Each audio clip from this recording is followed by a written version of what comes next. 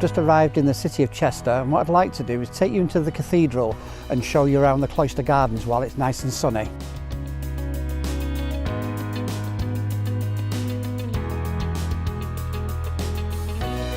So I'm here now with Canon Jane Brooke in the beautiful gardens within the cathedral walls of Chester. This sculpture is the Water of Life by Stephen Broadbent. It's a beautiful sculpture in this very quiet garden in the middle of a busy city, and it's based on the woman at the well. The woman is giving the water to Jesus and Jesus is giving the water to her, but they're both receiving. So you have a circle which represents that particular story.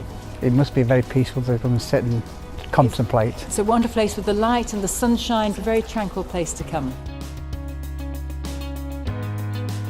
I'm now stood underneath the iconic Eastgate clock, and our next port of call will be the Chester Grosvenor for afternoon tea.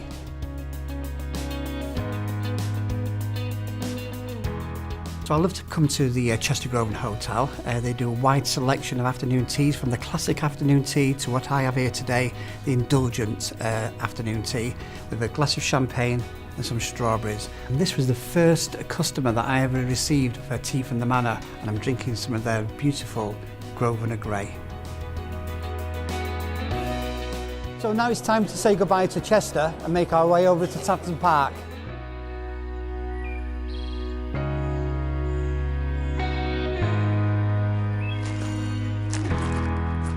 So Simon, can you tell us more about your apple store?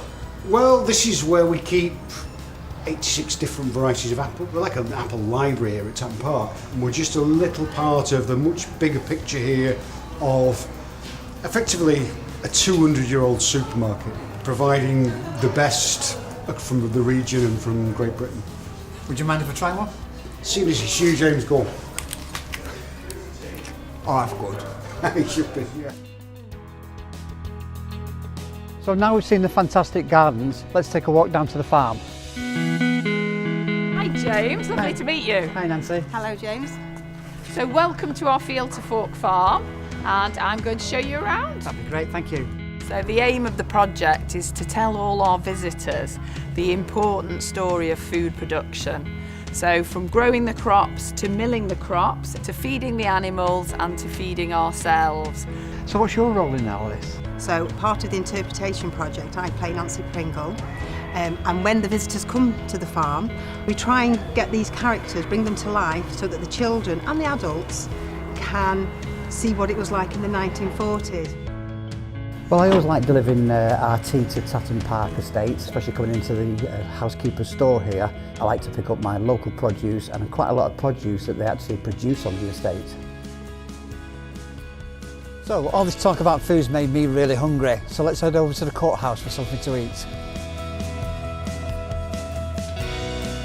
Dom, this looks absolutely fantastic, and what have we got here today? Thanks. Well, you've got the venison with burnt onion and apple arancini, and I've got the 52-degree beef. So let's tuck in then. Tuck in. Thank you. So what's the history about the courthouse? Well, we acquired this off the Ministry of Justice. They were getting rid of these beautiful historic buildings across the country, actually, and this was one of many. And it's nice to restore a building of such heritage into put something back into the area. Exactly, yeah. You know, now the public can come in here and enjoy the architecture. They couldn't do that when it was a court.